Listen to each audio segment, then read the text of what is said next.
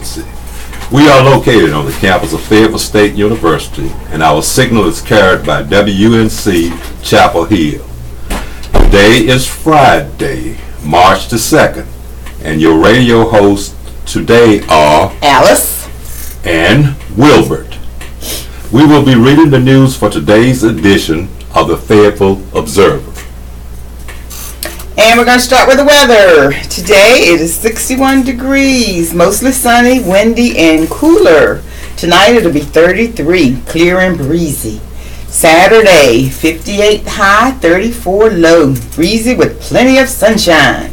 Sunday, 56 high and 33 low, plenty of sunshine again. Monday, 57 high, 36 low, mostly sunny. Tuesday, 62 degrees high, 44 low, cloudy, chance of rain in the PM. Woo, woo, woo. Wednesday, 60 degrees high, 37 degrees low, sunny and some clouds. Thursday, 58 degrees high, 34 degrees low, sun and more clouds. And that's our weather. Today in history. Today is Friday, March the 2nd, the 61st day of 2018. There are 304 days left in the year. Today's highlight. On March the 2nd, 1943, the three-day Battle of the Bismarck Sea began in the Southwest Pacific during World War II. U.S. and Australian warplanes were able to inflict heavy damage on an Imperial Japanese convoy. In 1836, the Republic of Texas formally declared its independence from Mexico. In 1867, Howard University, a historically black school of higher learning in Washington, D.C., was founded. In 1877, Republican Rutherford B. Hayes was declared the winner of the 1876 presidential election over Democrat Samuel J. Tilden, even though Tilden had won the popular vote. In 1917, Puerto Ricans were granted U.S. citizenship as President Woodrow Wilson signed the Jones-Shafara Act. In 1933, the motion picture King Kong had its world premiere at New York's Radio City Music Hall and the Roxy. In 1939, Roman Catholic Cardinal Eugenio Pacelli was elected Pope on his 63rd birthday. He took the name Pius XII. In 1958, a multinational expedition led by British explorer Vivian Fuchs completed the first overland crossing of Antarctica by way of the South Pole in 99 days. In 1965, the movie version of the Rodgers and Hammerstein The Sound of Music, starring Julie Andrews and Christopher Plummer, had its world premiere in New York. For celebrity birthdays, actor John Cullum is 88, author Tom Wolfe is 88, former Soviet President and Nobel Peace Laureate Mikhail S. Gorbachev is 87, actress Barbara Luna is 79, author John Irving is 76, actress Lorraine Newman is 66, singer Jay Osmond is 63, pop musician John Coswell is 62, country singer Larry Stewart from Restless Heart is 59, rock singer John Bon Jovi is 56. And locally, we did not have any birthdays listed today, but if we have missed anyone, please give us a call. From the applause section, Dara M. Roberson of Cameron was named to the Fall 2017 Dean's List at Greensboro College. And that's today in history. Okay, need to know. Camellia Show. The Fayetteville Camellia Club will offer its 72nd annual flower show Saturday and Sunday at the Ramada Plaza and Bordeaux Convention Center, 1707 Owen Drive. The show is 1 to 4 p.m. each day. American Pickers, the television show American Pickers plans to film in North Carolina, and the hosts are looking for people with unique antique collections and interesting stories behind them. The show is looking for large, unique collections, interesting multi-generational family portraits, or anything the guys can spend the better part of a day picking good stuff.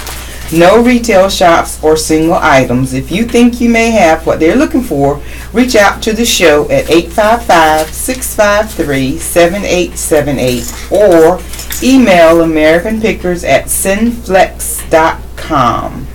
Community Social. The City of Fayetteville is hosting a Bridge the Gap Community Social on Thursday to talk about city projects and issues facing young people. The event will be from 5:30 to 8 p.m. at the E.E. Smith High School Auditorium. It will have activities for youth and give attendees an opportunity to interact with city, county, and state elected officials as well as local government staff. Activities will include hip-hop, yoga, bounce houses, a drum circle, cornhole, and bowling.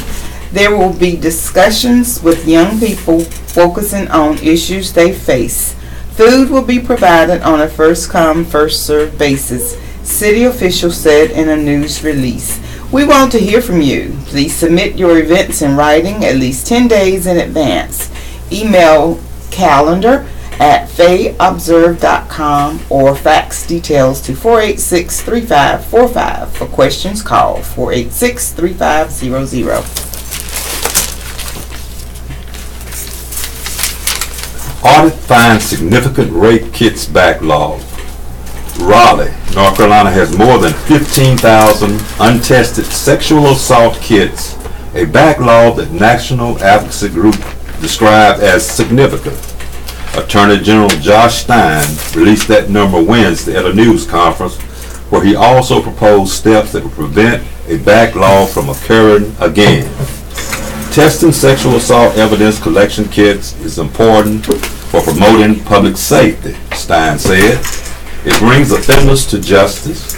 It secures justice for victims.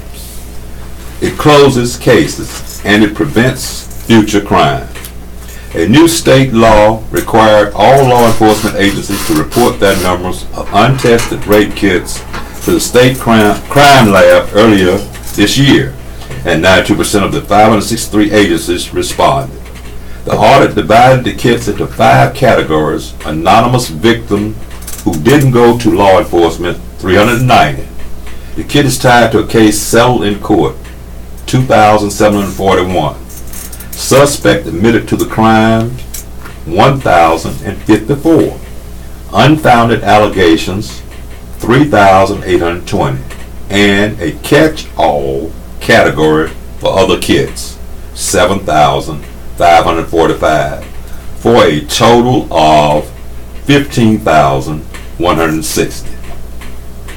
Stein proposed that legislators establish a committee to determine which kits should be tested first. The cost of testing a kit is about $700, meaning it would cost about $10 million to test all of them. Garner Police Chief Brandon Zudema, who attended the news conference, said the kits are a necessary part of the evidence needed to convict rapists.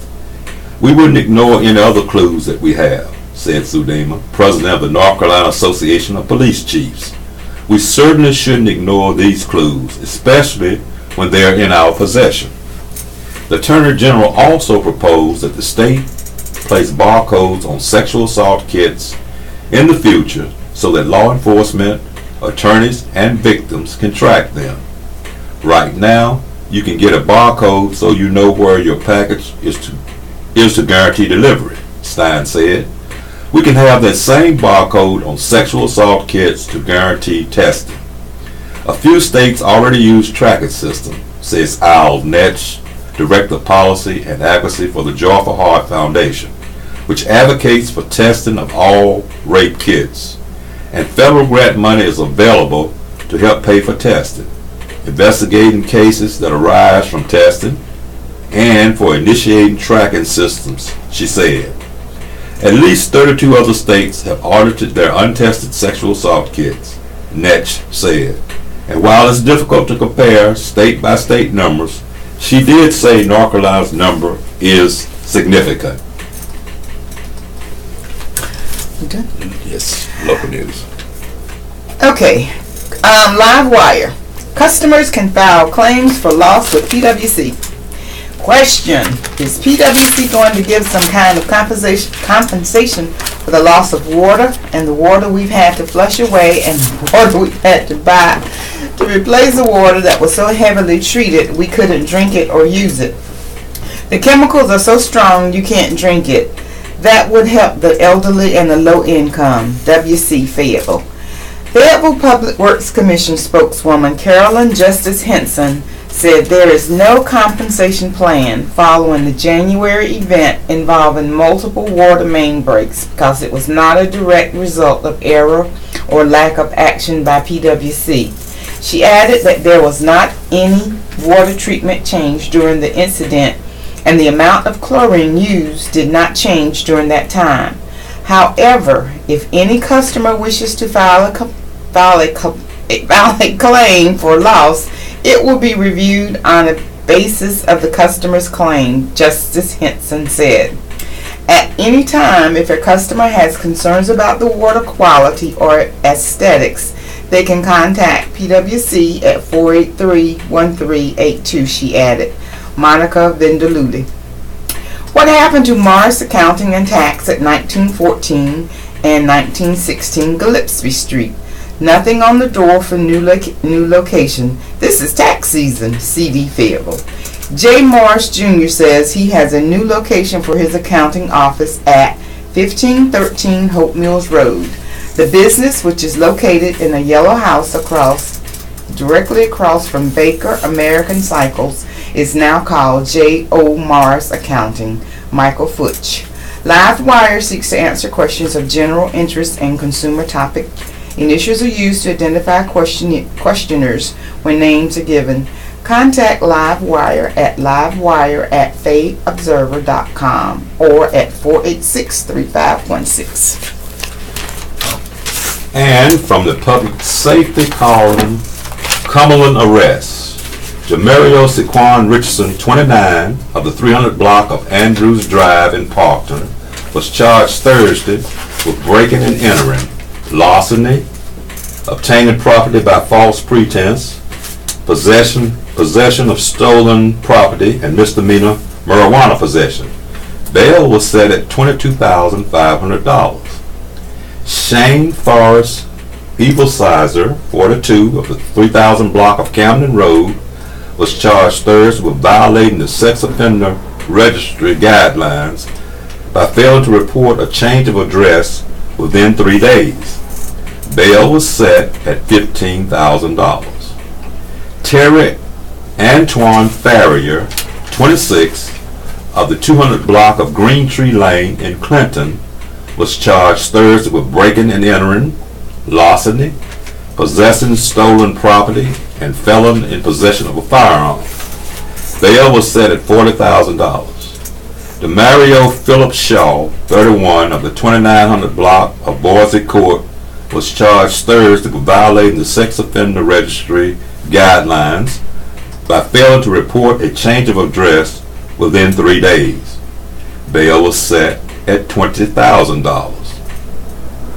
Nathaniel Dominique Parrish, 26, of the 3300 block of Galleria Drive, was charged Thursday with felon in possession of a firearm. Bail was set at $25,000. Anthony Alexander Gordon, 38, of the 4800 block of Alamash Road, was charged Thursday with common law robbery and larceny. Bail was set at $10,000. Robert James Ratliff, 40, of the 1900 block of Progress Street, was charged Thursday with possessing cocaine and 2 traffic offenses. Bail was set at $1,000. Break-ins. Freeport Road, 6400 block, reported at 3:11 a.m. Thursday. Nothing reported missing. Godwin, Dunn Road, reported at 4:02 a.m. Tuesday, copper wire taken. Okay. Charity begins at home. Fayetteville Christian seniors clearing B Street lot. The pulled shrubbery and clipped limbs piled in a corner of a lot crunched as the colonel unloaded more debris from his front loading tractor. A chainsaw could briefly be heard at the other end of the property by a chain-link fence where a group of students had gathered. The colonel is Jose Ray, a 69-year-old Army veteran who is volunteering his time this week to help a crew of 18 seniors from Fayetteville Christian School clear a roughly 3-acre parcel in the B Street neighborhood. B Street is the site of his home place, and the White House stands across from where the school's home mission team is busy on the misty morning. Ray's mother, who is 90, sat in a rocking chair on the front porch, facing the road and the teens at work. "This has been a good thing to bring this in," Ray said Thursday. "This is a pretty big project right here." On Monday morning, when students started clearing the lot between Link and Minor Streets, dense brush covered much of the ground. The Maltsby family estate owns the property, and about a year ago, the pre-Civil War era house that anchored the place burned down, according to Ray. The only thing left of it now are the half-dozen cement front steps that lead to nowhere but the vacant land. "My goal is to clean out the land so you can see all the way through it," said senior Michelle Carilli, whose fair looks were flushed red from dragging limbs and toting debris to the big pile. Next to it were a stack of orange trash bags and a pile of cracked cement blocks, broken red bricks, old tires, and chunks of rotted wood. The seniors have spent this week, the end of Fayetteville Christian School's third quarter, working on site in the frequent rain and drizzle. Another group of seniors, a team of 39, is spending a couple of weeks in Zambia, in southern Africa, for an overseas mission. "There is a need there, but also a need here," said Alan Morris, the chaplain of the Academy's football team, who is volunteering this week as one of the chaperones at the B Street location. "There is a saying that charity begins at home. Because of liability issues, the students used hedge clippers and bow saws. Volunteer Vince Edwards, who is retired military, handled the chainsaw. The work is being done in partnership with Habitat for Humanity, and organization trailers had been parked close to Link Street next to a couple of tents. Michael Pinnock, the Director of Neighborhood Revitalization for Habitat for Humanity, said the project is intended to clear up the property because it has been used in the past for illicit activity. The thick brush that has grown up over the last 70 years, he added, provided cover from authorities. Michelle, 17, and Noah McManus, 18, are the home mission team organizers. For this week at least, the band of students has forsaken a stuffy indoor classroom for a collaborative enterprise in a natural setting on the edge of the downtown district. "It is beautiful to observe the harmony of teamwork," Pinnock said. A former lawyer turned community activist, Pinnock has been active in the B Street revitalization effort since 2015. The project is supported by the B Street Coalition, of which the Colonel is a member. "He came out as a good Samaritan," Pinnock said. "I think this is real good," Ray said, as his tractor shuddered near him with a new load of debris. "They like to socialize, and sometimes you have to push them along. They're quite good and a good group of kids." His mother was still rocking on the other side of the street.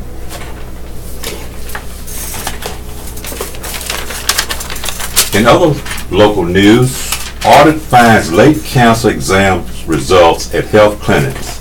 County commissioners discuss school funding and crime issues.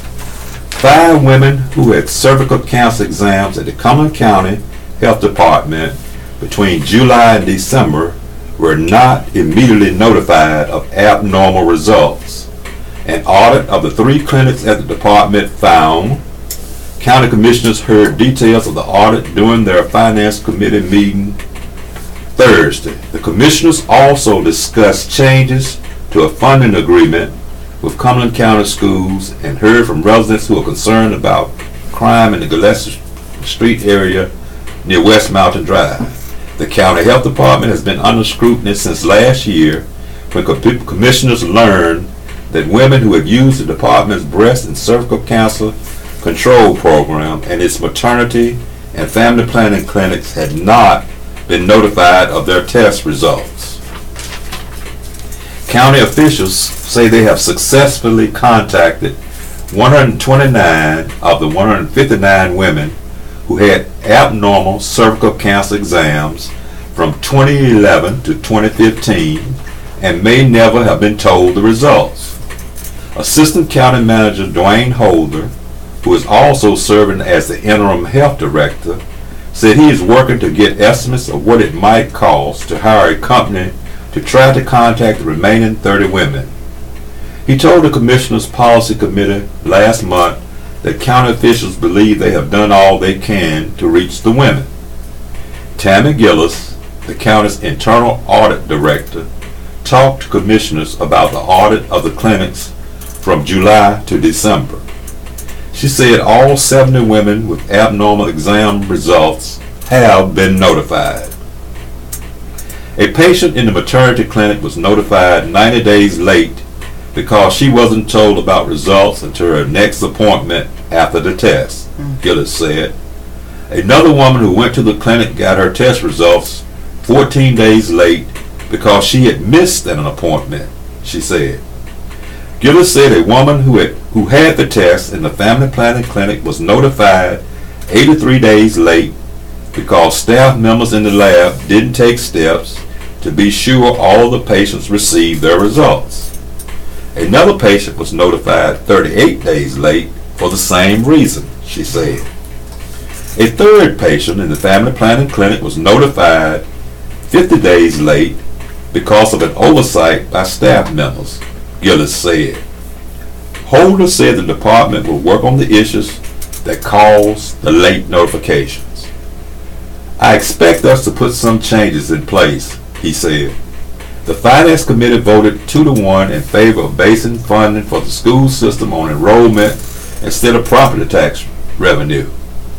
The commissioners and the school board have had funding arrangements that set the amount of money going to the school system since 2002.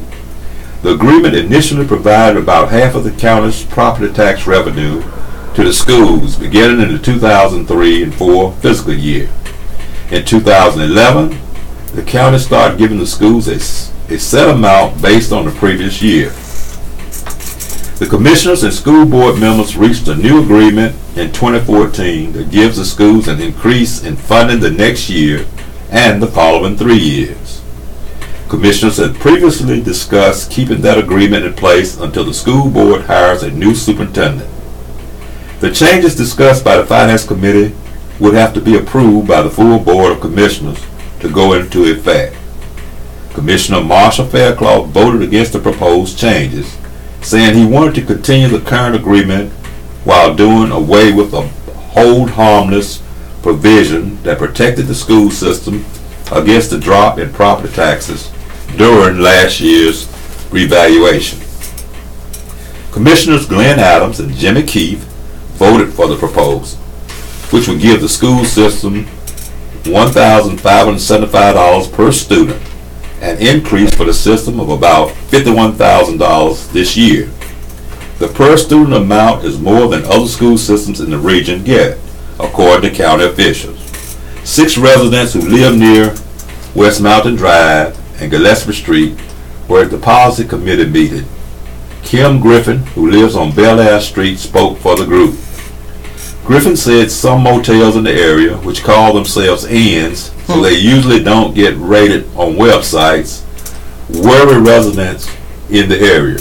She said prostitutes are often seen there. The sheriff's office has answered more than 475 calls at the motels during the past 80 days, Griffin said.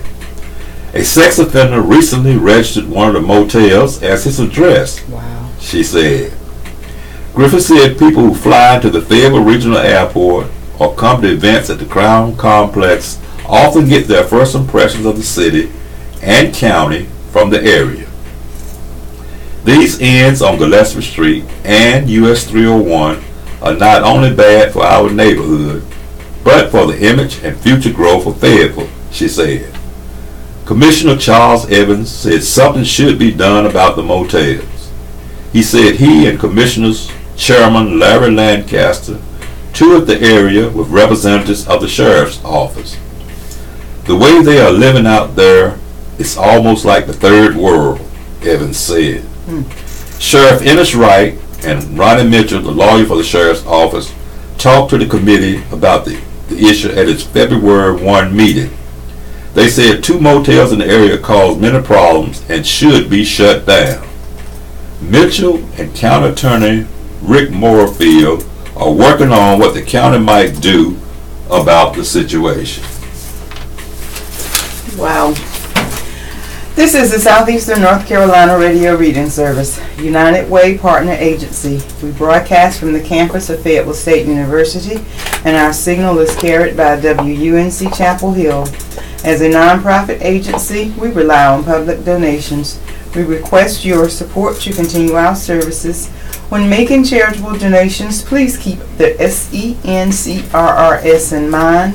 Our post office box number is 35029 Fayetteville, NC 28303.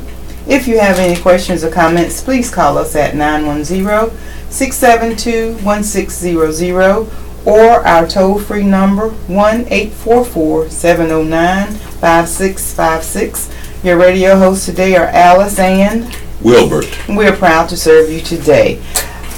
On Saturday, April 7th, 2018, at Gates 4 Golf and Country Club, the 8th annual For the Blind and Visually Impaired Golf Tournament fundraiser will be held.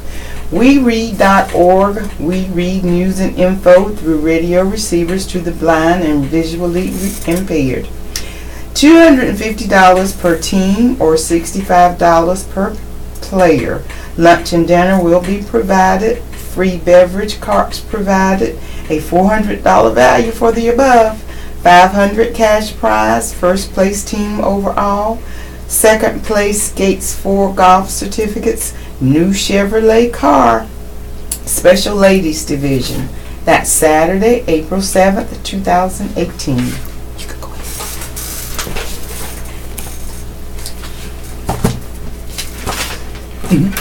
Man shot in police custody dies. A man who shot himself while in police custody sent a farewell text to his wife before pulling the trigger. John White Jr.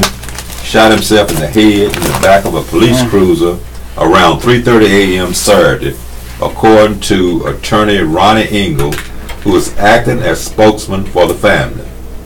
The 46-year-old Mount Holly man had been stopped by Kings Mountain police officer Jonathan Price on allegations of narcotics possession.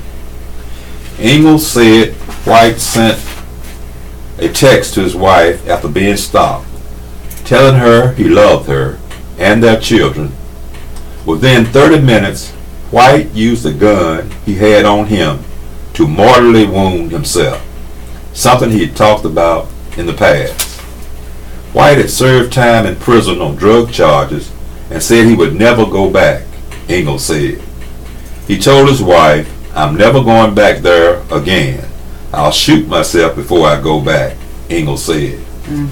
White was taken to a hospital in Charlotte, but never regained consciousness. Early Thursday morning, doctors harvested White's organs to be donated before pronouncing him dead. The State Bureau of Investigation is handling the case, and to this point has provided little information to the media, though Engel says they have communicated with the family. Here is how Engel says things unfolded before dawn Saturday. White likely texted his wife while still in his car after he was stopped by Officer Price. White was placed in the back of the police car. When they arrived at the intake of Kings Mountain's police department, White used a gun he had on him to shoot himself in the head. Engel said the officer made a fatal error by not searching or handcuffing White. What is a miracle is that he didn't shoot the officer in the back of the head during the transport, said Engel. They did not follow protocol, did not pat him down, did not search him, did not put him in handcuffs. Because the SBI is still investigating, they are not releasing their findings in the case. Engel says he plans to file a wrongful death lawsuit against the department on behalf of White's mother, wife, and sister. If the KMPD had done their job and followed protocol, then he would not have shot himself, he said. White's relatives described him as a good person who was somewhat troubled. Despite any demons he may have faced, White cared deeply for his family, they said. He had a heart of gold. He loved his family, especially his mom. Okay, Sheriff Hopefuls shrug at Hedge. 3 candidates say they won't challenge former sheriff's eligibility. The 3 Republicans who were already in the race for Davidson County Sheriff say they won't challenge the legitimacy of controversial former Sheriff Gerald Hedges' candidacy.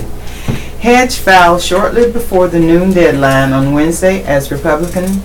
He joined incumbent David Grice and challengers Richie Simmons and Greg Wood. He, as a convicted felon, Hedge was ineligible for the office under state law, but another recent state law that reduced the waiting time for expungement or erasure of convictions for nonviolent felons allowed him to have his record wiped clean. Hedge, who was first allowed elected in 1994, pleaded guilty to 2 felony counts in 2004 as part of a deal with prosecutors in connection to allegations of corruption within his department. He has been charged with 15 felony counts, including allegations of embezzlement, misconduct, and negligence in forcing deputies to falsify criminal statistics, misuse of county money, endangering the lives of his deputies in high-speed car rides, and racial profiling. Patrick Gannon, Public Information Officer for the NC Board of Elections, said in a statement Wednesday that it's still an open question as to how Hedges' expungement fits with a 2010 state constitutional amendment that states no convicted felon can run for sheriff, even if that person has been restored to the rights of citizenship in the manner prescribed by law. Grice, who defeated Hedge in the 2010 Republican primary, said it's Hedges' prerogative if he wants to file. I'm proud of our work and what we have done and accomplished at the sheriff's office, Grice said. And I kept a relationship with Hedge and that he didn't get involved with any of the drama at the sheriff's office while Hedge was in control.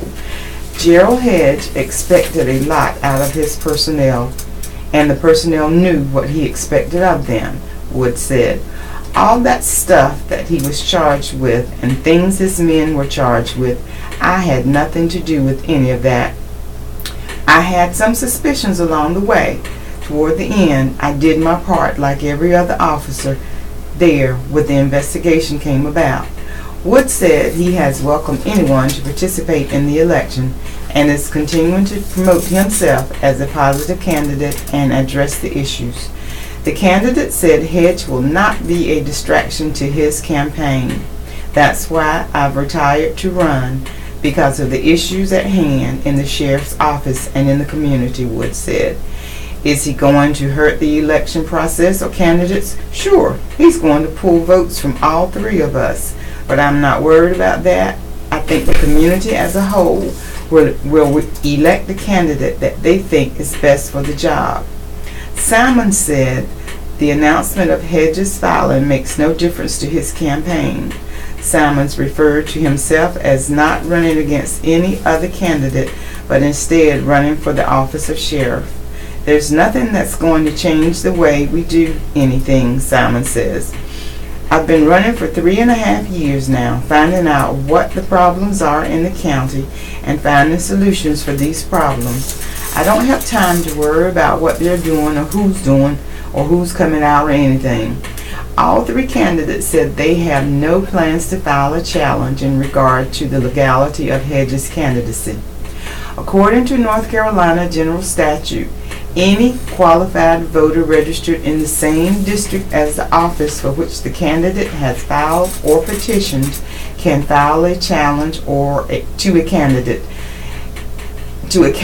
eligibility with the County Board of Elections within 10 business days after the close of filing period.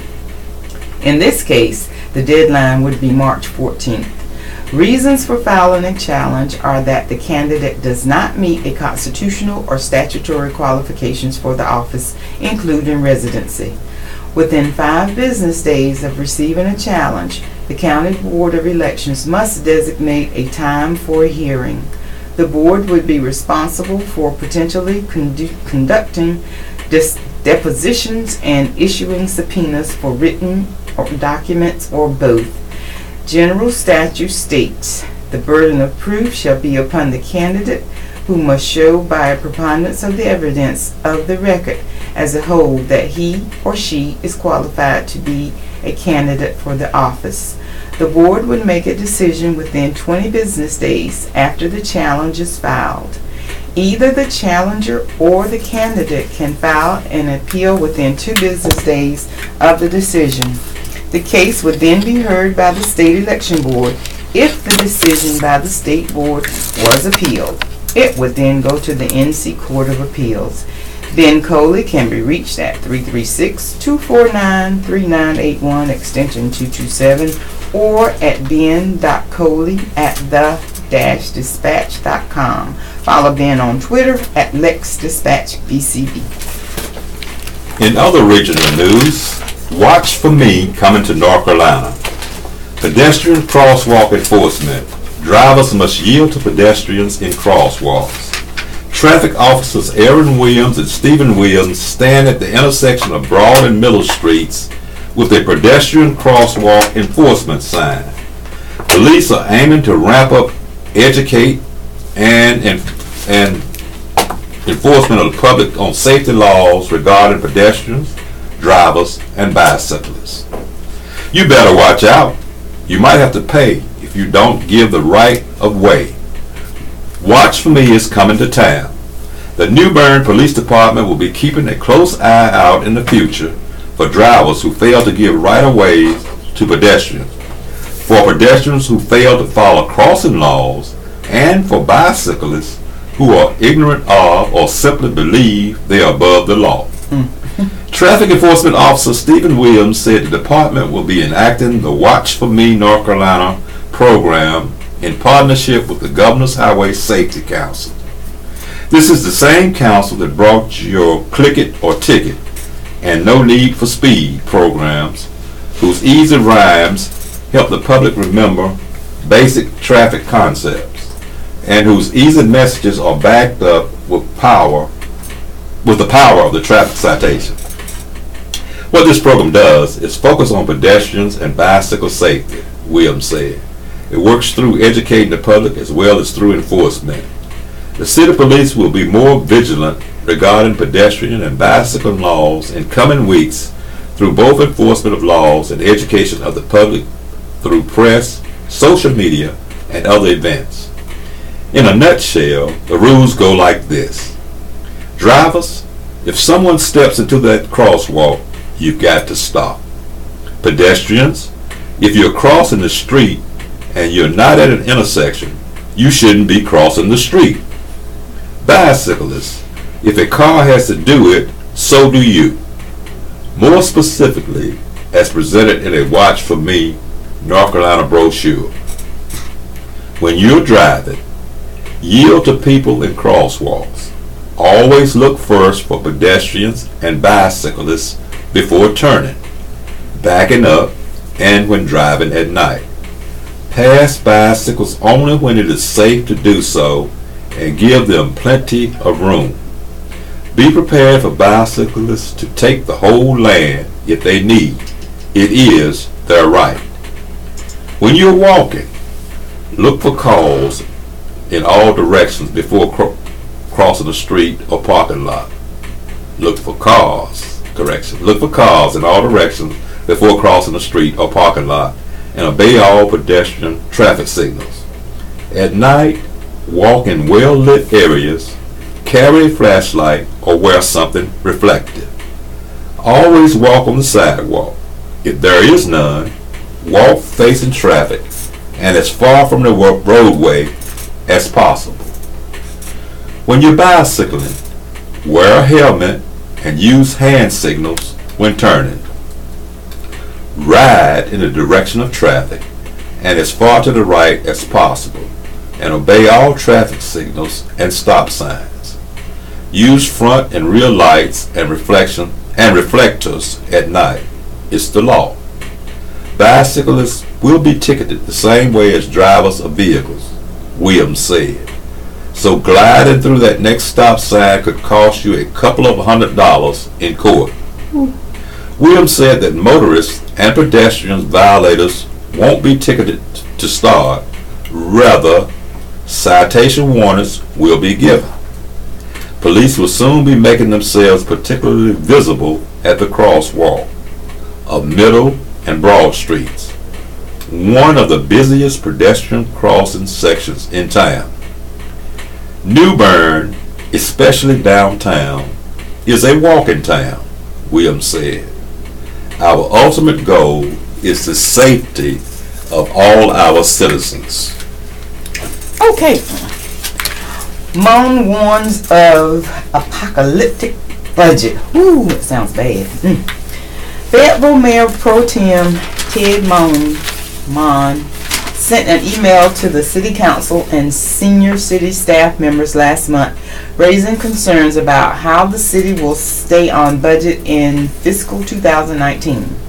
From what I can tell, we have a major shortage of projected revenue streams, Mon said in the February 18 email obtained by the Fayetteville Observer through a public records request. He put Fayetteville fiscal year 2019 apocalyptic, wildly unrestrained budget in the email subject line. Reaction from the rest of the city council were mixed. Some members, including Councilman DJ Hare, shared Mon's concerns. From the very beginning of my return back onto council and looking at the present budget items to include capital improvement plan projects, I wondered how every project would meet budget, Hare said on Thursday. Others, including Mayor Mitch Colvin, said this year's budgeting process is starting like it normally does. I'm not that concerned, Colvin said. This is what we go through every year. The City Council is prioritizing items it would like to see addressed in the new budget, which will cover July 1 through July 30, 2019. City Manager Doug Hewitt said the City Council's role is to give city staff policy recommendations for the budget. When asked about the budget concerns raised by Mon in the email, Hewitt said, I've not developed a proposal for the budget present. Similarly, I've not developed any pay recommendations for proposal for the next fiscal year. After receiving the recommendation, Hewitt will present the City Council with a balanced budget by June 1st as required by law. The City Council must adopt the budget before the new fiscal year begins July 1st. Items of concern. Mon sent the email prior to a February 21st Capital Improvement Plan meeting. That meeting was the first step in discussing what items will make the future city budget. In the email, Mon highlighted 7 budget items of concern. The first was continuous cost increase related to Project Home Run. Project Home Run refers to a city's plan to build a baseball stadium in downtown Fayetteville, where a Houston Astros affiliated Class A minor league team will play starting in 2019. City staff originally estimated the baseball stadium would cost $33 million to build, but that number could change after all of the construction contracts are finalized. The guaranteed maximum price of the stadium is expected to be revealed at the baseball committee meeting on Tuesday. Mon said his comment was based on the fact that construction costs, in particular concrete costs, have been rising. Colvin said he too has heard that construction costs are rising. City Councilman Larry Wright said he wanted to balance conservative budgeting with the knowledge of the continuing impact that the baseball stadium will have on Fayetteville. It will pay off in big dividends for years to come, Wright said. It's an investment and we have to look at it in the long term. 3 of the items in Mon's email refer to the Parks and Recreation Bond. In 2016, city voters approved a $35 million bond to add amenities for residents such as splash pads and sports complexes. The Senior Center West was one of the items included in the package. The center, which will be in the Lake Rim area, is scheduled to be completed by 2019. Mon said in the email that the final cost of the center will be $7 million, which is $2 million more than projected. He added that the possible decision to relocate the sports complex from Fields Road off of Cedar Creek Road near Interstate 95 to land near Santa Fe Drive and the All-American Military Business Park will increase the cost of the project. Skateboard Park. The lack of location for a proposed skateboard park will increase costs on that project as well, Mon said. That project's budget is $1 million. The skateboard park was originally scheduled to open in December, but the A&R Railroad Company's sale price for the land that city officials wanted to build on is higher than what the city anticipated. The company offered to sell the city the land for $600,000. The Cumberland County tax assessment value of the land is $494,362. City officials have not decided on another piece of property for the skateboard park. Colvin said he favors prioritizing parks and recreation bonds that have set locations and bids versus one where the location is in question. Those projects need to be pushed back, Colvin said. City Councilman Johnny Dawkins said he thinks significant changes need to be made to the capital improvement plan, which includes the baseball stadium, parks and recreation bond projects, and all other non-operating costs for the city. We need to live within our means, Dawkins says. Mon also mentioned requests for the city employee pay raises and public safety employees step pay plan increases in his email. They ask for that every year, Mon said. Colvin said he supports both pay increases. Your most valuable asset is your employees, Colvin said. Those are not items on my list for eliminations. Stormwater. The last budget item mentioned by Mon is the email was a stormwater improvement.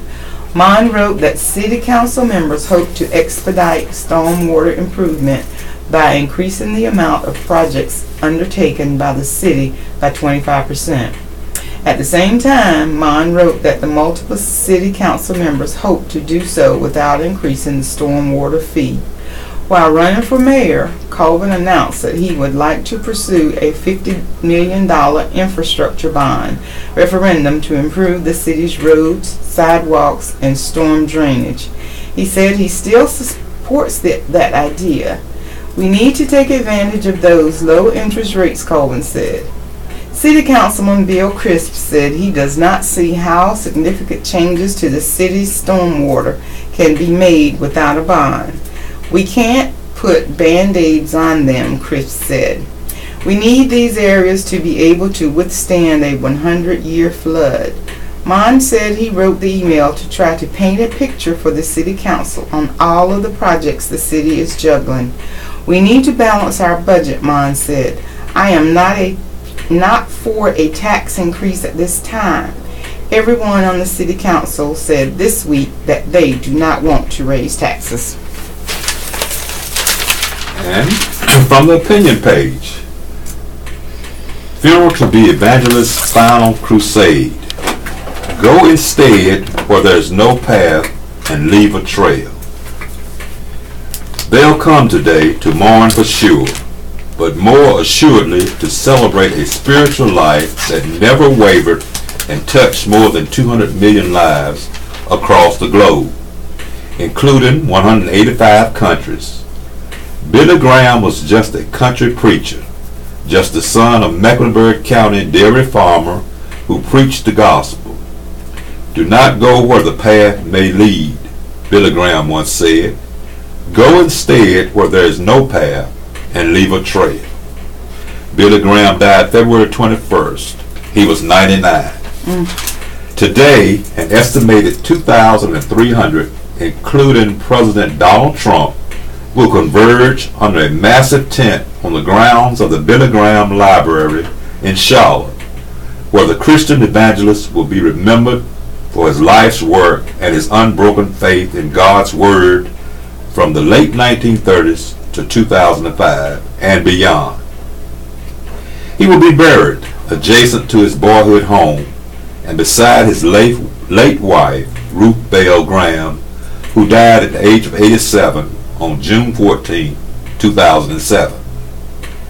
I have been able to visit the Billy Graham Library in Charlotte and was simply awed by his story and the humble beginnings of his life, says the Reverend David Blackman, senior minister at Hay Street United Methodist Church.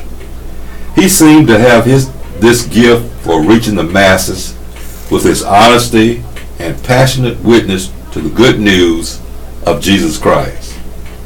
Graham, handsome and tall on a 6'2" frame, preached boldly. He preached with authority, the Bible held firmly in one hand and his finger pointing your way in the other.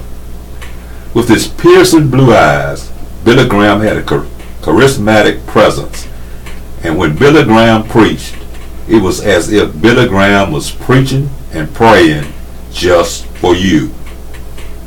And no matter if you were in the top of Yankee Stadium for one of his crusades or watching on the television in your living room, evangelistic fame found him in 1949, where Graham was staging a crusade in a mammoth revival tent in Los Angeles, and where 6,000 came to hear the young Southern Baptist preacher. They kept coming back for more, and the 3-week engagement was extended another 5 weeks. He used the medium of radio and television and eventually jet travel to build his ministry. Founded in 1950 and headquartered in Minneapolis, Minnesota. He counseled and prayed with U.S. presidents in the best and worst of a nation's times. How often it was that whenever our nation faced a crisis or a tragedy, there would be a hopeful word from Reverend Graham, Blackman says. A word of comfort and peace as he pointed to the steadfast love of God in the midst of anguish and suffering. Thanks be to God for his humility, his honesty, and his hopeful spirit. The Reverend John Hedgepeth, the senior minister at Northwood Temple, describes Graham as a pastor and man for the ages. Billy Graham spoke God and life into millions during his ministry, Hedgepeth says. His messages were relevant for our times. His clean, anointed life moved across denominational lines to motivate us to live for Christ. There were other television evangelists, but there was only one Billy Graham. He blazed a new path all his own and left a trail all his own. I haven't written my own epitaph, and I'm not sure I should, Billy Graham once said. Whatever it is, I hope it will be simple, and that it will point people not to me, but to the one I serve. And we have another article on the Reverend Graham's. It's as his public appearances dwindled in recent years, the Reverend Billy Graham began choosing songs, scriptures, and speakers for one last public opportunity to spread. Plans for today's service took shape in the years after his last crusade in 2005 as he huddled with confidants and loved ones in his North Carolina mountain home.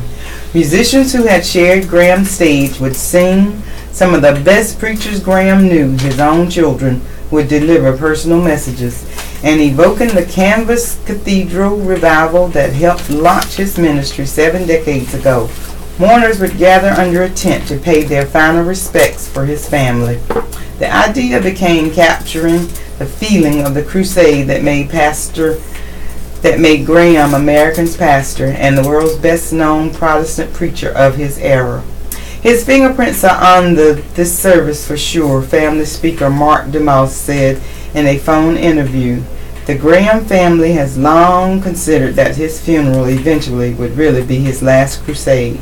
Graham, who died last week at age 99, brought a message of salvation to millions during visits and live broadcasts to scores of countries. While the invitation-only crowd today on the grounds of his Charlotte library is limited to 2,000 or so, internet live streams are allowing many more to watch at noon. The service features songs from gospel musicians who performed at Graham's events. Linda McCrae Fisher, Michael W. Smith, and the Gaither Vocal Band. They are all friends who sang for Graham at his home in recent years, DeMoss said, adding, they are not just artists. Graham's oldest son, the Reverend Franklin Graham, will deliver the funeral message after shorter addresses by his other children. The service, expected to last about 90 minutes, also includes prayers by pastors from as close as Charlotte and as far away as Asia. President Donald Trump is expected to attend. Afterward, Billy Graham will be buried next to his wife in the memorial prayer garden at the library, with his grandchildren serving as pallbearers. His casket was made of pine by inmates at the Louisiana State Penitentiary at Angola. The grave marker reads, Preacher of the Gospel of the Lord Jesus Christ. The funeral serves as a culmination of more than a week of tributes that includes crowds lining the road for a procession from the mountains to Charlotte, where Graham grew up. Approximately 13,000 people, including former Presidents George W. Bush and Bill Clinton, filed past his casket during the public viewing in Charlotte this week.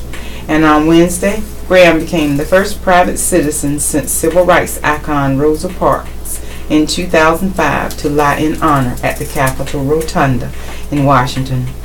Still loved ones said Graham saw himself as a humble preacher who would have been embarrassed by such fanfare. And most of all, to Graham's Friday goodbye marks an end only to his earthly journey. Do I fear death? No. I look forward to death with great anticipation, Graham told a Newsweek reporter.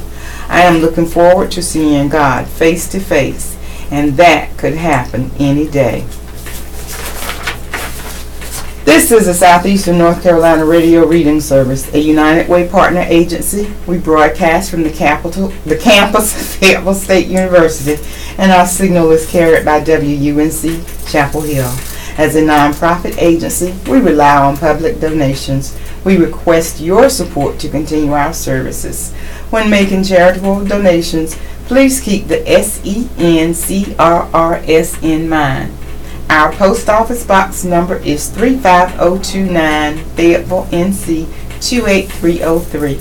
If you have any questions or comments, please call us at 910-672-1600. Your radio hosts are Alice and Wilbert. We are so proud to serve you today. And on April 7th, Saturday, April 7th, 2018, there will be a golf tournament held at Gates 4 Golf and Country Club. It's the 8th annual for the blind and visually impaired golf tournament fundraiser. There will be several cash prizes. There will be a new Chevrolet car. For more information, you may contact Valerie Woodard at 1-800-672-1600 or email her at vjwoodard02@aol.com. We don't have the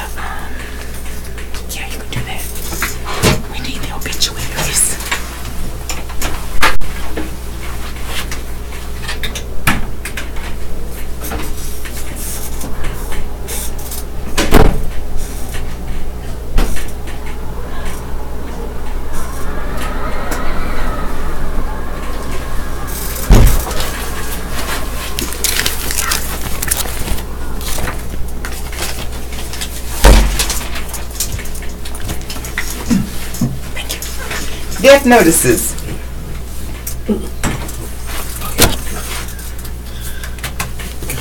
Death notices. Cumberland County. U.S. Army Master Sergeant retired Harold G. Latham, 88 of Fayetteville. Sullivan Highland Funeral Services and Crematory. Gladys Sherrod Buchanan, 83 of Fayetteville. Rogers and Brees Funeral Home. Jacqueline London, 76 of Fayetteville. Herring Funeral Care and Cremation. Robert C. Hassel, 73 of Spring Lake. Herring Funeral Care and Cremation.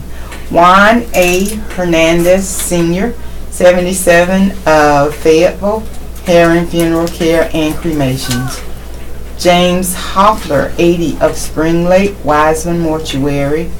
Rachel Owens, 64 of Fayetteville. Wiseman Mortuary. Cape Fear Region. Madonna Pittman of Baltimore, Maryland, formerly of Red Springs, Floyd Funeral Home and Cremation. Reverend Dr. William Mitchell, Sr., 92 of Red Springs, Butler Funeral Home and Chapel of Red Springs. Walter E. Armstrong, Sr., 65 of Laurinburg, Purcell Funeral Home, Laurinburg. Jeffrey Dale Jernigan, 30 of Harrells, Carter Funeral Home. Mary G. Hasten, 50 of St. Paul, McCoy and Sons Mortuary. Evelyn Gerald, 83 of Fairmont Hills Funeral Home. Okay, today's funerals. William Skillman, 76 of Fayetteville, 11 a.m., Jernigan Warren Chapel. Burial, Arlington National Cemetery with full military honors at a later date, Jernigan Warren Funeral Home. Christine Freeman, 94 of Bladenboro, 3 p.m., West Bladenboro Baptist Church. Burial, Lewis Cemetery, Bladenboro. Bladen Gaskin Funeral Home, Elizabethtown. Ben Green, 77 of Fayetteville, 2 p.m., Graveside Burial, Campground United Methodist Church Cemetery, Fayetteville Cremation Services. Hassan Nauman, 81 of Spring Lake, 11 a.m., Raleigh National Cemetery. Burial, Raleigh National Cemetery, Raleigh, Adcock Funeral Home. Vernell Smith, 65 of Fayetteville, 1 p.m., Wiseman Mortuary. Burial, Northside Cemetery, Wiseman Mortuary. William Skillman, 76 of Fayetteville, 11 a.m., Jernigan Warren Chapel, Jernigan Warren Funeral Home. Janet Holden, 59 of Fayetteville, 6 p.m., Friendship United Methodist Church, Florence, South Carolina, Fayetteville Cremation Services. Richard King Jr., 56 of Sanford, 12 p.m., Williams Chapel Church. Burial, Hillside Cemetery, Cunningham and Sons Mortuary.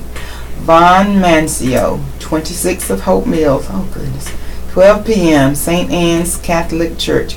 Burial, Rockfish Memorial Park, Adcock Funeral Home. Okay, I'm going to let you read the Cumberland County.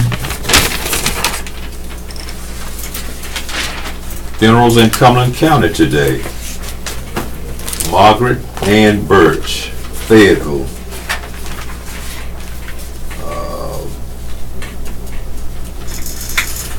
Jernigan Warren Chapel. David Carl Eggleston, Fayetteville. Just read the first paragraph. Age 54, Fayetteville, North Carolina. Partners life Monday, February 26th. Visitation, 12:30 to 1:30 p.m. prior to the service at the church. Arrangements by Leah Funeral Home. There you go. Mary Myers, 98 of Fayetteville. Died Thursday, February 27, 2018. Arrangements by Jernigan Warren Funeral Home. Yes. Loki Meldon Stevenson, Parkton, age 67. That's Saturday, February 24th, 2018. Funeral will be Saturday at 1 p.m. And that's Cunningham and Sons Mortuary. Earl L. Gilmore, Hope Mills, age 90. That Wednesday, February 28th, 2018. It will be buried at Gilmont Cemetery. Pinecrest Funeral and Cremation Services of Hope Mills. Arlene Grace Bowie of Fayetteville, age 60. Died Tuesday, February 20th, 2018. Wiseman Mortuary. Friday visitation 2 p.m. to 7 p.m. Borough North Side Cemetery, Wiseman Mortuary. William Gamble of Parkton, age 82. Died Tuesday, February 27th, 2018.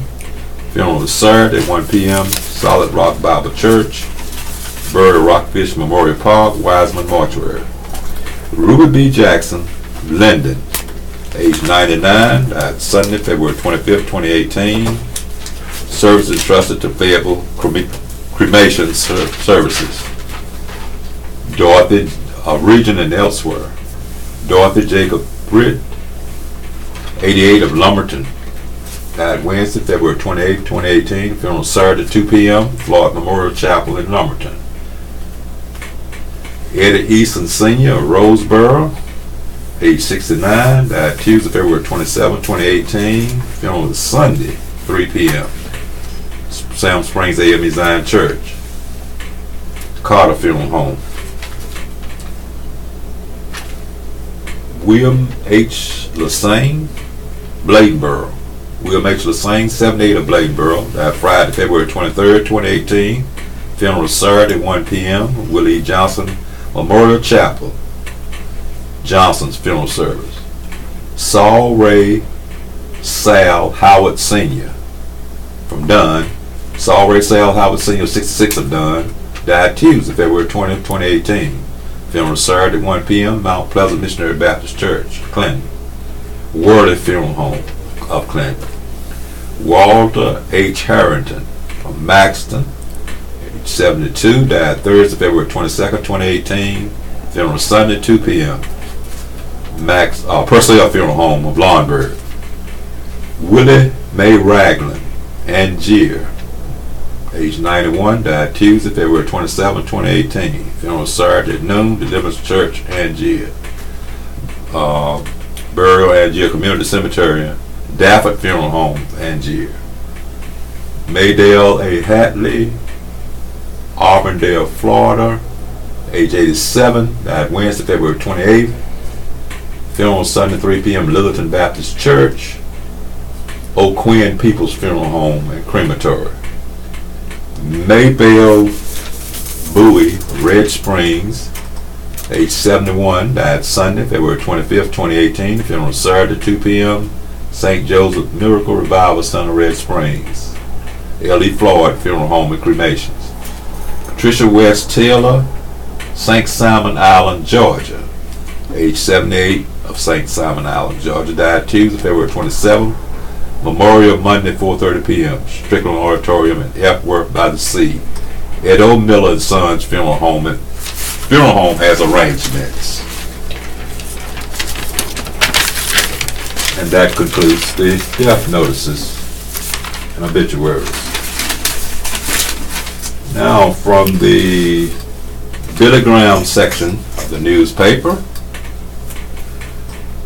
titled "Pray for the Sick for Reasons Beyond Hoping They Get Better." Question: does it actually do any good to pray for someone who is sick? I'm not sure it does. It seems to me that whether or not they get better depends on their medical care. Where does God fit into this? This question was asked by SS. Answer: one reason we should pray for those who are sick or injured is simply because God has commanded us to pray for them. The Bible says, "Is anyone among you in trouble? Let them pray. Pray for each other so that you may be healed." James 5:13 and verse 16. This doesn't mean that everyone we pray for will be made well. God may have other plans for them. I often think of the Apostle Paul, who had some type of chronic and painful illness that he prayed repeatedly for God to heal. But God chose not to do so, because he knew that through this experience, Paul would grow stronger in his faith. See 2 Corinthians 12 verses 7 through 10. But it does mean that when healing comes, we should thank God for it. Yes, medicines and doctors are important, and they have a definite place in healing. But remember, ultimately, God gave medicines to us, and he made our bodies so they would respond to them. He also gave doctors and researchers the ability to discover and develop these medicines. And even if we knew everything there is to know about the human body, and we had all the medicines in the world, we'd still need to turn to God to deliver us from our final enemy, which is death. Remember, no matter how often healing comes, some days we will all die. Death is real, and if ever we need God, it is there. Make sure of your salvation by turning to Christ, faith and trust, and giving your life to him today. Okay, dear Abby, best way to support troubled friends. Dear Abby, occasionally married friends will come to my husband and or me venting about their marital problems. We have been through a few rough patches during our 12 years of marriage, and during those times, we sought help from family, friends, and counselors.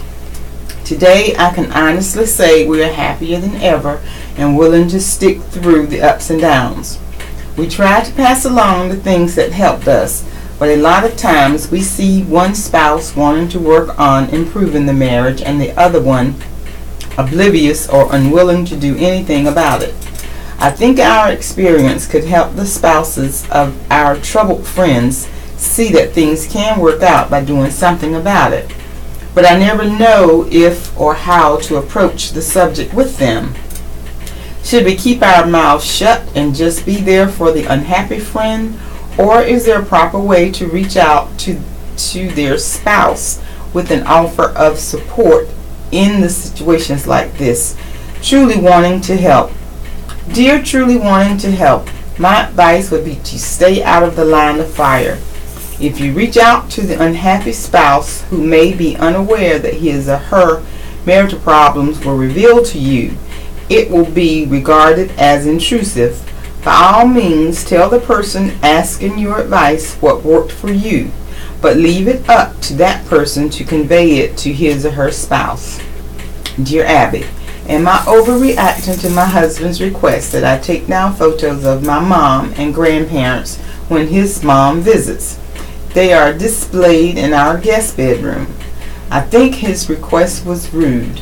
I wonder if his mother even cares or if he just feels guilty. Reluctant in Texas. Rather than remove your family photos, why not compromise by adding a couple of pictures of your husband's mother too? I'm sure she would be pleased to see them.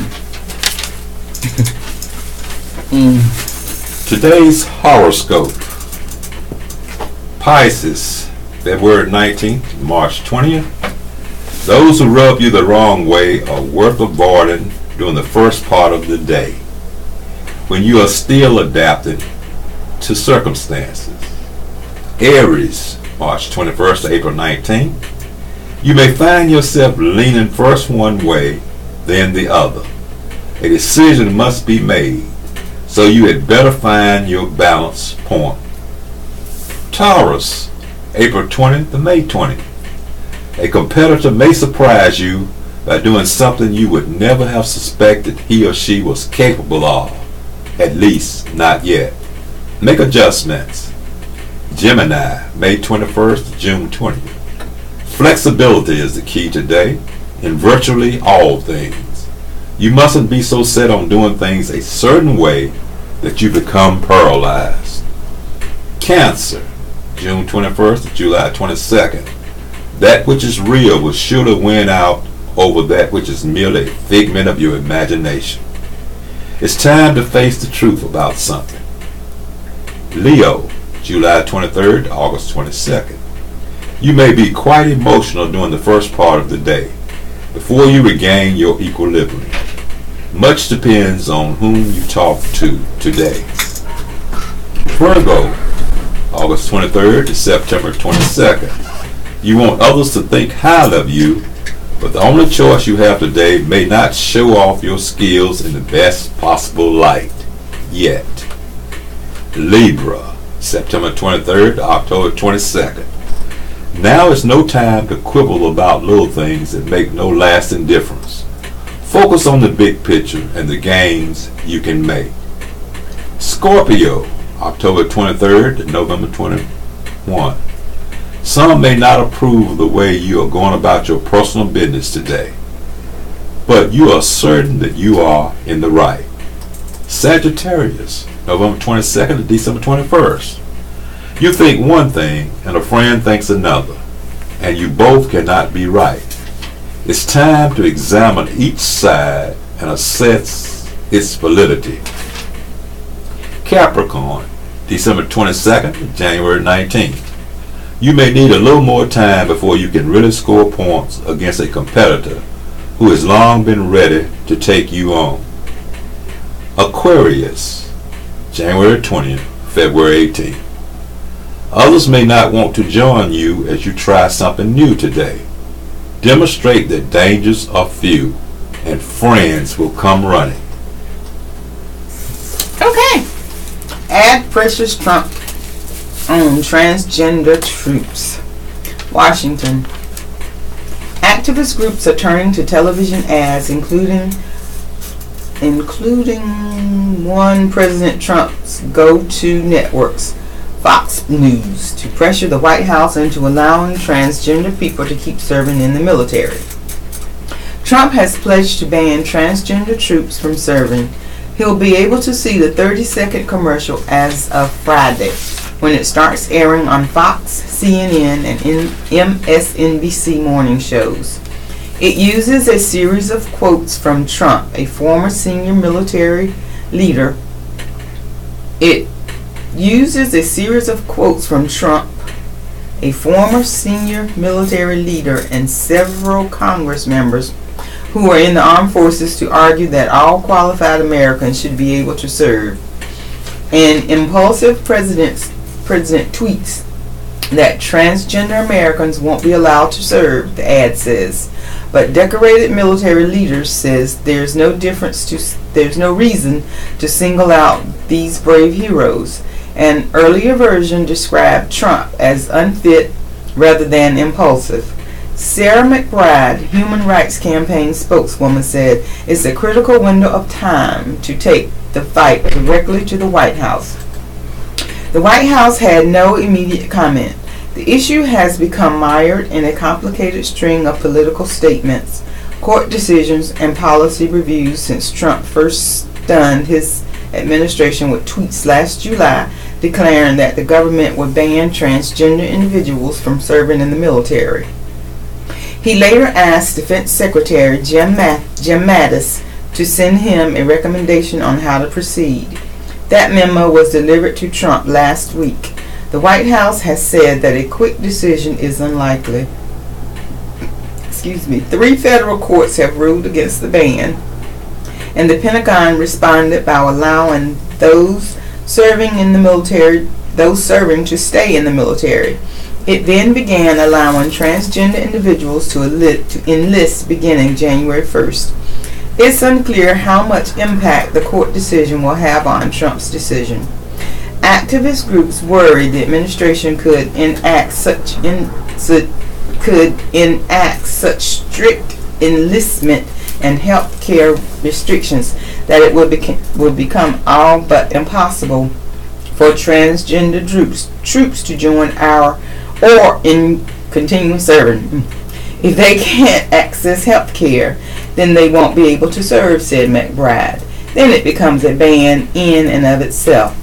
McBride didn't provide the exact cost of the ad buy. describing it as 5 figures. She said it was the largest media campaign on this issue, with the backing of at least 4 other activist groups, including ObserveMar-SLDN, which represents the LGBT population in the military and is a plaintiff in the lawsuit. In other regional news, Miami VA gave inaccurate HIV test results. Oh boy. Agency says. Miami, at least 8 military veterans who were tested for HIV at the Miami VA Medical Center received a different result when they were screened for a second time by an outside lab. A discrepancy discovered only after an employee at the Miami facility complained to outside agencies and the White House that local managers were ignoring his concerns, according to an independent federal investigator. The Department of Veterans Affairs investigated the complaints and said it was unable to substantiate the employee's claims after a 4-day visit to the Miami VAMC in October of 2016. On Wednesday, the U.S. Office of Special Counsel, an independent federal investigative agency, called the VA's findings unreasonable and expressed incredulity that the Miami VAMC complied with new HIV testing policy only after the employees complained to outside agencies. In a letter to President Donald Trump, Special Counsel Henry J. Kerner said VA investigators were unable to substantiate the claims because they loosely interpreted the deadline for the Miami VAMC to comply with the new HIV testing policy. Kerner added that the Miami VAMC officials failed to respond to concerns raised by the employee, Roman Miguel, a lab director, until after Miguel complained to the OSC in May 2016 and hand-delivered a notice to Miami VAMC Director Paul Russo on June 30, 2016. I am incredulous that compliance with Directives 1113, the policy, and implementation of 4th generation HIV testing occurred only after Mr. Miguel's disclosures and OSC's intercession, Kerner wrote in the letter. Kerner noted that the OSC also asked VA Secretary David Shulkin to report on whether all of the agency's medical facilities around the country were using the latest HIV testing procedures as required by the 2015 policy. Shane Suzuki, Public Affairs Officer for the Miami VA Healthcare System, which oversees the medical center, said administrators strongly disagree with the OSC's allegations. As VA mentioned in its formal response provided to the OSC in January 2017, we did not substantiate any of the allegations. Rather, VA confirmed compliance with VA and CDC recommendations and did not validate a public health risk, Suzuki said in a written statement. A comprehensive review of patients revealed they were tested under the appropriate CDC-approved alternative HIV testing procedures pending the receipt and installation of new laboratory equipment. The new HIV testing policy, known as Directive 1113, was implemented in May 2015 and involves general process and programs for HIV testing as part of the VA's routine medical care. It includes guidance from the Centers for Disease Control and Prevention for recommended and alternate testing sequences that updated the standard used since 1987. Each VA medical facility is required to establish a written testing policy and to follow requirements and processes for obtaining oral consent for HIV testing. The policy also details procedures for performing HIV tests and establishes timely notification of results in order to link newly diagnosed patients with appropriate medical care.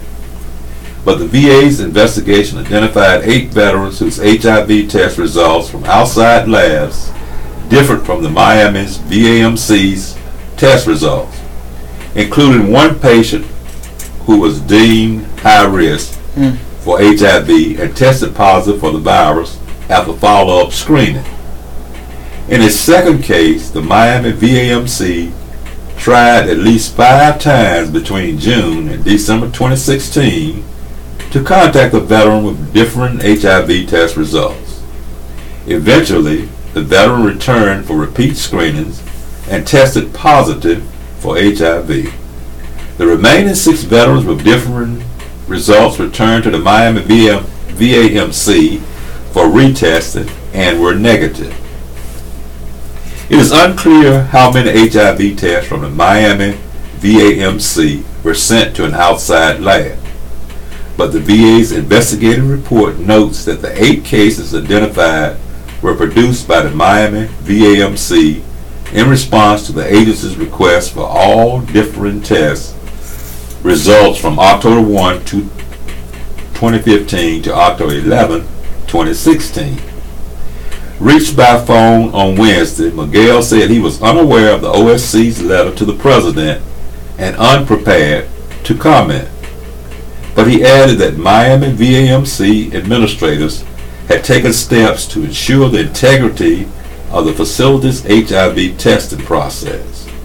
I am happy that this came out, Miguel said, because it's for the best of the patient. That's what we want to do here. We try to give the patients what they need. My goodness.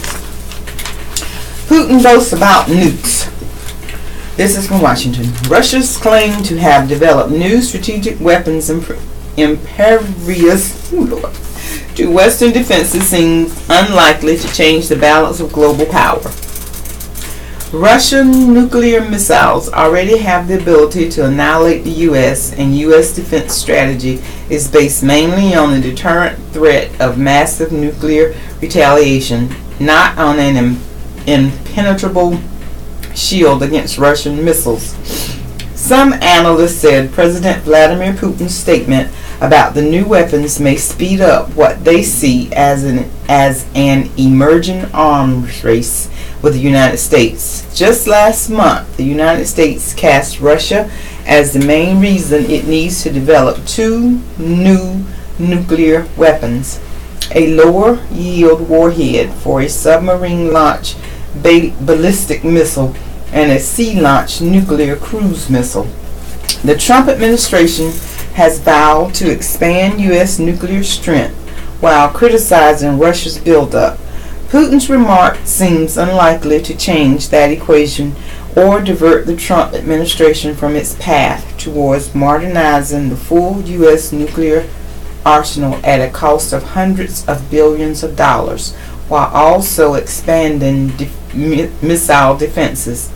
Putin, in a State of the Nation speech Thursday in Moscow, just days before he is expected to win another 6-year presidential term, said his new weapons include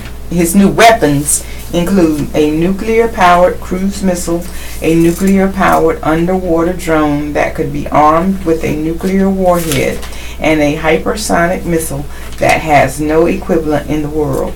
The Pentagon recently mentioned Russia's work on 2 of those weapons: the underwater drone with the intercontinental range and a hypersonic glide vehicle, which is a weapon that Washington and Beijing are also working on.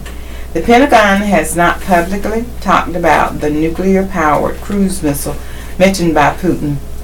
It is reminiscent of U.S. work in the 1960s on a similar weapon dubbed the Big Stick, but ultimately scrapped. The White House dismissed Putin's comments. President Putin has confirmed what the United States government has known all along, which Russia has denied. Russia has been developing destabilizing weapons systems for over a decade in direct violation of its treaty obligations, Sarah Huckabee Sanders, the White House spokeswoman, said in response to Putin's announcement. State Department spokeswoman Heather noted that Putin was speaking ahead of the March 18th election. "We think he was playing to the audience," she said, adding that Putin's boasts were irresponsible. She said it was unfortunate to watch a Russian video and animation Putin showed during his address that she said depicted a nuclear attack on the United States. She called the animation cheesy. Although Putin said his announcement was intended to get America's attention, he also said he was open to talks with the U.S. "We aren't threatening anyone. We aren't going to attack anyone. We aren't going to take anything from anyone," he said. This is the Southeastern North Carolina Radio Reading Service, a United Way partner agency. We broadcast from the campus of Fayetteville State University, and our signal is carried by WUNC Chapel Hill. As a nonprofit agency, we rely on public donations. We request your support to continue our services. When making charitable donations, please keep the SENCRRS in mind. Our post office box number is 35029, Fayetteville, NC 28303. If you have any questions or comments, please call us at 910-672-1600 or our toll-free number 1-844-709-5656. Your radio hosts today are Alice and Wilbert. And we are so proud to serve you today. Coming up, Saturday, April 7th, 2018, at the Gates 4 Golf and Country Club, the 8th annual golf tournament for the blind and visually impaired. It's the annual fundraiser. $250 per team or $65 per player. Lunch and dinner will be provided. There will be a free beverage cart and a $400 value for that I just listed. If you have any more questions, please contact Val Woodard at 1-800-672-1600. And in other regional news, Kroger joins other retailers, tightens gun restrictions. New York, Kroger will no longer sell guns to anyone under 21 at the stores it owns, becoming the third major retailer this week to put restrictions in place that are stronger than federal laws. The moves by Dick's Sporting Goods and Walmart and retribution on Delta by lawmakers emphasizes the pressure companies are facing to take a stand. The nation's largest grocery chain has sold guns from 44 of its Fred Meyer stores in the West, but said Thursday that since a mass shooting last month at a Florida high school that killed 17 people, it's become clear that gun retail outlets must go beyond what current U.S. laws requires. In response to the tragic events in Parkland and elsewhere, we've taken a hard look at our policies and procedures for firearm sales, Kroger Company said in a release. The change comes one day after Walmart and Dick's Sporting Goods, both prominent gun sellers, tightened their company policies, and also a day after students returned to Marjorie Stoneman Douglas High School in Parkland, Florida, for the first time since the shooting there. Companies like Dick's had already changed gun sale policies in the wake of the 2012 Sandy Hook Elementary School shooting in Connecticut. But the Parkland shooting has opened a fissure between a portion of corporate America and organizations like the National Rifle Association. MetLife, Hertz, and Delta Airlines and other major U.S. corporations have already cut ties with the National Rifle Association, and at some political risk. Georgia lawmakers passed a bill Thursday that effectively punishes Delta Airlines for cutting ties with the NRA, following through on Republican vows to deny a tax break worth an estimated $38 million for the company after it ended discounts for NRA members in the wake of the most recent school massacre.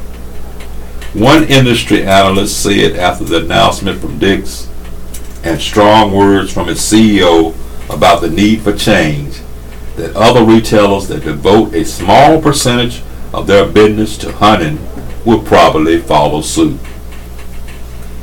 It is a risky game, but you can't please everyone, said Joseph Feldman, a senior managing director at Telsey Advisory Group. The announcements from Walmart and Dick's so far have drawn hundreds of thousands of responses on social media for and against the moves, from those who pledged to buy more from one company to campaigns urging people to thank the companies for their decisions, to those who vowed never to buy from them again. I thought Kroger was a grocery store. Well, it is. water treatment system, subject of 2 North Carolina complaints since Gen X known.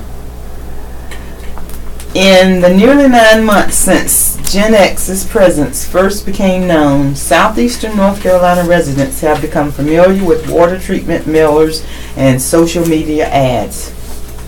The North Carolina Attorney General's Office, which handles consumer complaints, has received 2 complaints regarding water treatment or testing services since then from residents in Bladen, Brunswick, Cumberland, New Hanover, and Pender counties, according to records provided by the office. One of those complaints came from a Cumberland County resident regarding a payment dispute, while another, filed by a Pender County woman, questioned whether water treatment companies should be advertising the ability to filter Gen X out of area residents' drinking water. If these sophisticated water treatment plants cannot filter out Gen X, wrote Carolyn Moser, how can these companies? I am concerned for the citizens, especially our elderly, that may be given incorrect information. Moser, who is Pender County's health director, made clear in an interview that her complaint came in her capacity as a Hampstead citizen. Moser filed the complaint last June when, shortly after the Gen X issue emerged, she saw roadside signs advertising the ability to remove the chemical from drinking water.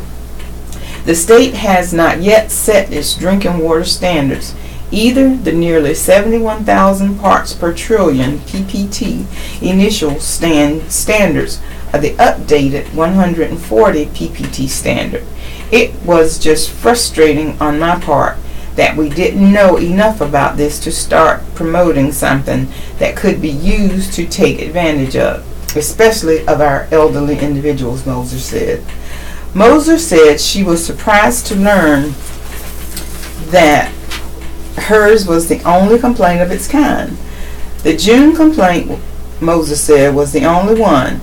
I wonder if people know that they do have that opportunity for anything or any product that they feel is being abused or publicized as more than what it's capable of doing. Bail denied for suspect in 2002 murder. A man accused in a cold case murder was denied bail Thursday morning, in part because of his past conviction of intentionally giving someone HIV in 2009. A Cumberland County grand jury indicted Isaac Michael McDonald, 42, of Fort Smith, Arkansas, on the charge of first-degree murder on February 12. He is accused of killing Janet Lorraine Nars, 39, in 2002. Her body was found inside her Mazda Protege, which had been abandoned in a field off US 301, less than 2 miles from her home. Cumberland County District Attorney Billy West said McDonald was Norris's boyfriend at the time of her death. The case was recently reopened, and after further investigation, McDonald was indicted. He was served with the first-degree murder indictment on February 12. He was later flown to Fayetteville in a State Bureau of Investigation plane. Because he was indicted, his bail had to be set by a Superior Court judge. He appeared before Judge Gail Adams on Thursday. West requested that no bond be set for McDonald due to the murder charge and a past conviction. While in Arkansas, West said McDonald was convicted of intentionally infecting a woman with HIV. McDonald was sent to prison in Arkansas for the offense. He was released in 2015. West also asked that McDonald be housed at North Carolina Central Prison in Raleigh. McDonald requires dialysis, a medical procedure for kidney disease, 3 times a week. West said Central Prison staff are better equipped to ensure McDonald receives dialysis. Adams approved both requests. Charlie Disposino, the former leader of the Cumberland County Sheriff's Office Homicide Division, led the investigation into Norris's death. Now an investigator for the District Attorney's Office, Disposino said McDonald wasn't charged earlier, in part because the Office of the Chief Medical Examiner listed the manner of death as undetermined. Norris died from asphyxiation. McDonald was the last person to see her, West said. Disposino reviewed the case with West and his staff in September, and they agreed to reopen the investigation. West said the District Attorney's Office has several witnesses who said McDonald discussed how to kill someone and how to get away with killing someone immediately after Norris's death. During the original investigation, McDonald moved from Fayetteville to Arkansas suddenly. He didn't notify his employer he was leaving, West said.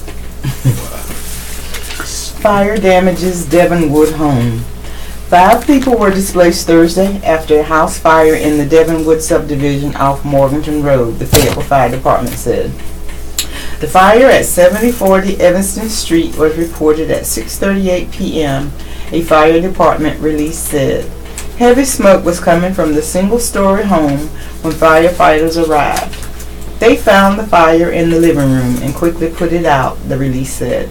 The occupants were safely out of the house when firefighters arrived and did not ask for help from the American Red Cross. Damage was estimated at $20,000. The house is owned by Jared Dennis and Janice Chu of Fayetteville, according to Cumberland County tax records. And in other regional news, 2 charged in multiple break-ins. A Hope Mills man and woman are accused of breaking into several businesses in the Legion Road area, stealing property and then pawning the items for money. Taylor Nicole Kelly, 17, of the 4900 block of Legion Road, and Bryson Caleno de Los Santos, 18, of the 3600 block of Island Drive, were charged Thursday with 5 counts of conspiracy, 2 counts each of breaking and entering, larceny, and possessing stolen property, and 1 count of obtaining property by false pretense. Oh my goodness. They are accused of breaking into the Ladybug Greenhouse at 3623 Legion Road on February 10 and taking a television and a 6-pack of Coca-Cola. On February 20, the 2 broke into Kane's Auto, the Legion Road Service Center, and the 301 Auto Auction, all on the 3600 block of Legion Road, according to arrest warrants in the Cumberland County Magistrate's Office. They took property, including scooters, with a combined value of about $8,000, and tried to pawn some of the items at a shop in Hope Mills, warrants said. They were arrested Tuesday after a deputy saw them walking on Legion Road, dressed in black clothing, wearing backpacks, and carrying scooters, court documents said. Bail for each was set at $25,000. Okay. Cliffs of new state park hike seats more women on trails. 7 Springs. There was a little nip in the air, and every once in a while a strong breeze would blow. Being winter, the trees were bare, having dropped their leaves to the ground. The trail was dotted with pine cones and covered with a bed of pine needles. It was peaceful and quiet out in nature.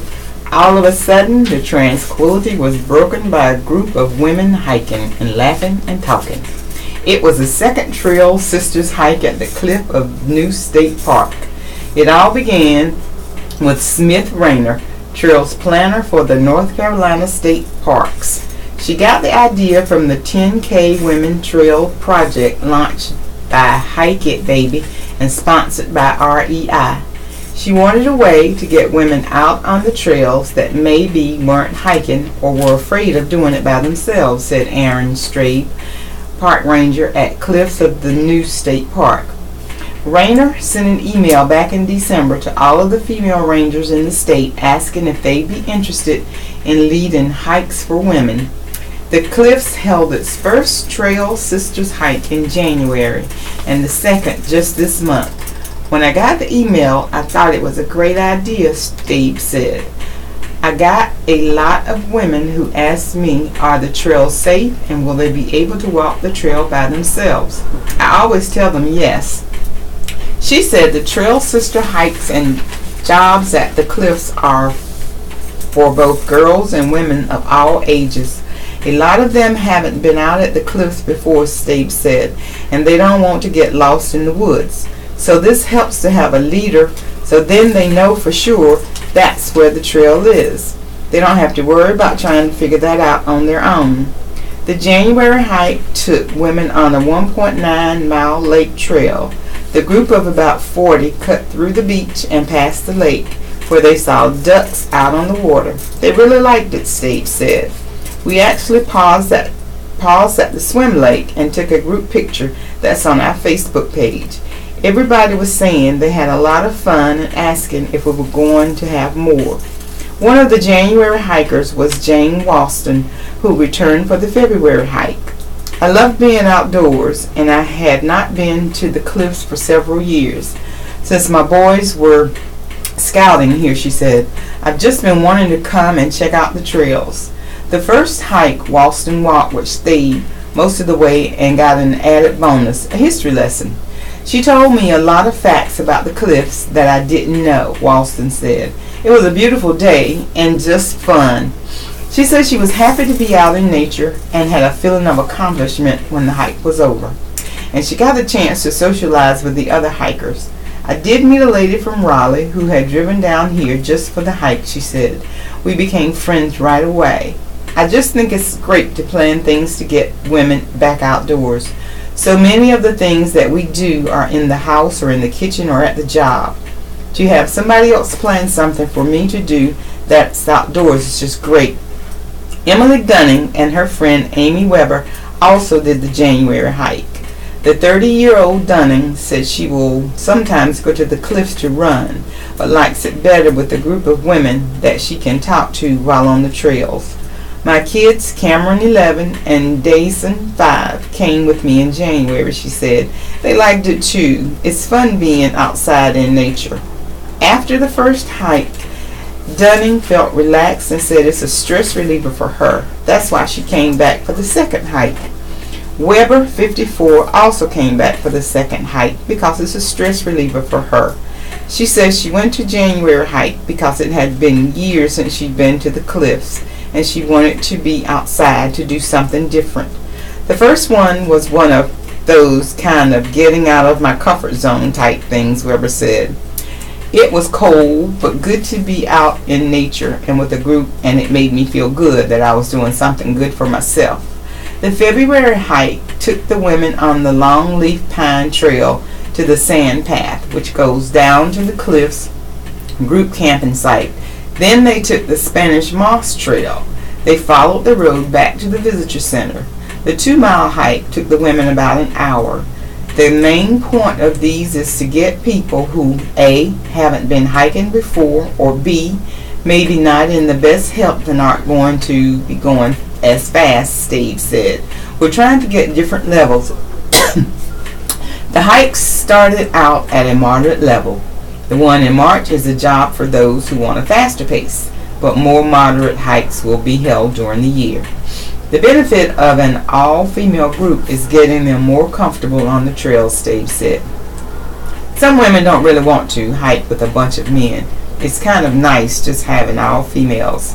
It's an empowering thing too, and it's to raise fitness awareness. Get out and exercise.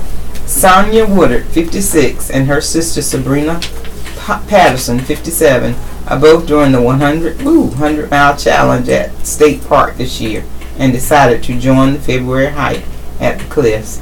It was their first Trail Sisters hike, and they were excited to join the group and be out in nature. And we're just trying to stay in shape, Patterson said. This was a challenge to help us with our exercise. It was Rosemary Poland's first Trail Sisters hike, too. The 70-year-old said she doesn't like hiking by herself. The group concept appealed to her. Trail Sisters hike and jogs will be held monthly at the cliffs. For more information about what's coming up, call the cliffs at 919-778-6234. In other regional news, Carthage man accused of indecent liberties with child. Oh boy. Carthage. A Carthage man is accused of inappropriate sexual behavior with a minor, the Moore County Sheriff Office said. Darrell Lee Patterson, 40, of the 1000 block of Joel Road, was charged today with one count of taking indecent liberties with a minor. North Carolina law defines indecent liberties as any immoral, improper, or indecent liberties with any child of either sex under the age of 16 for the purpose of arousing or gratifying sexual desire. The offense is alleged to have happened on February 1, 2017, according to the Moore County Detention Center website. Patterson's bail was set at $125,000. Oh, Lordy. Student charged with rape at Eastern. The Alamance County Sheriff's Office has charged a 16-year-old with rape after a reported sexual assault Tuesday, February 27th at Eastern Alamance High School. Nathaniel Christopher Small, 16, at 3764 Old Hillsborough Road, Mebane, is charged with second-degree forcible rape, meaning no weapon was involved. Small was released from the Alamance County Jail on $50,000 bond, according to the Sheriff's Office. The alleged incident occurred Tuesday afternoon and was reported Wednesday to the school resource officer. Sheriff's Office spokesman Kurt Puckett said in a news release, the location at the high school of the assault was unknown Thursday, Puckett said. The alleged victim is also 16. Oh boy.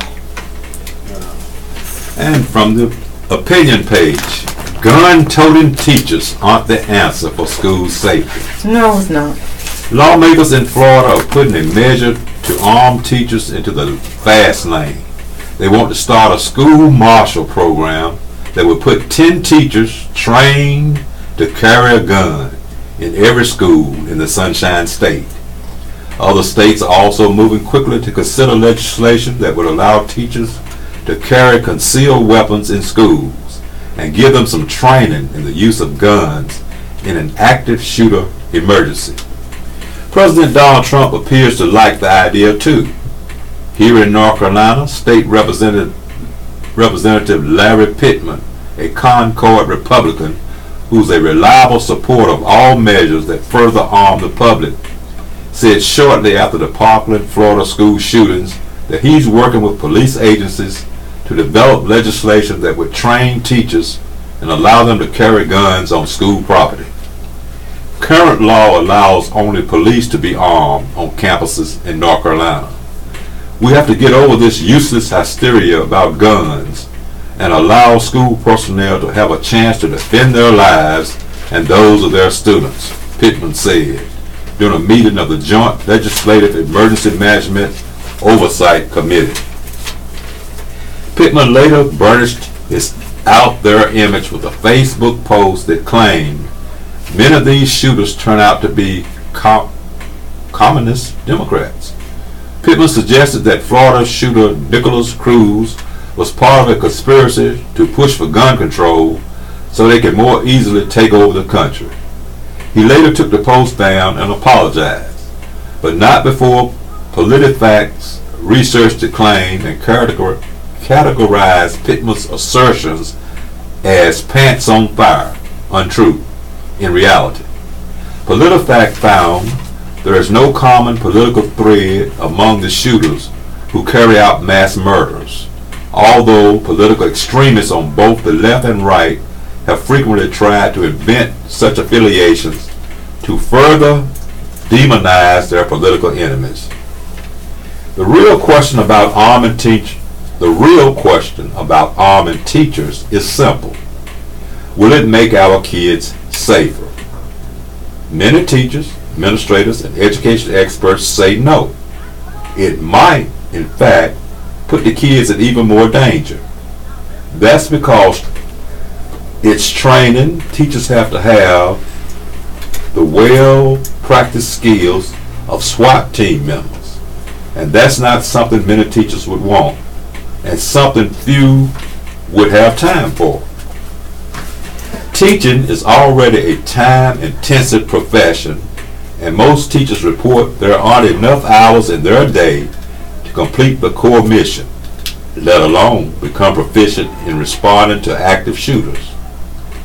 Just handing them a gun and training them to hit a static paper target, the kind of training that most concealed carry permit holders get, is not going to save students' lives and may well put them at even greater risk in the event of a shooting. Fortunately, State Superintendent Mark Johnson, also a Republican, is strongly against the proposal to arm teachers. We already ask so much of our educators, Johnson said last week. I do not believe we should ask them to take on another massive responsibility of having firearms in the classroom. What they really need, he said, is the freedom to spend more time teaching. Johnson wants to expand funding for school resource officers, and he believes guns on campus should only be in the hands of trained law enforcement professionals. He's right. Perhaps we need more armed resource officers in our school, and we certainly need more physical and technological barriers to prevent shooters from entering our schools. But let's help teachers teach and leave protection to police officers. And let's also make sure that school resource officers get extensive training and regular refreshers on responding to active shooters. Our kids' lives depends on it. This concludes our reading of the Fayetteville Observer.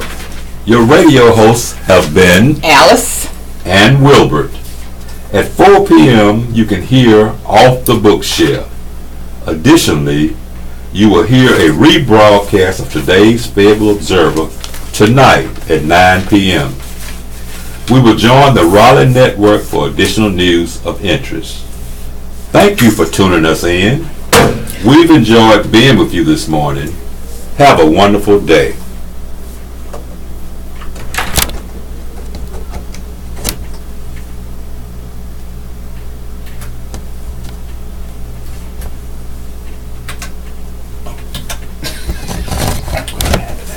That's why I don't sit next to you.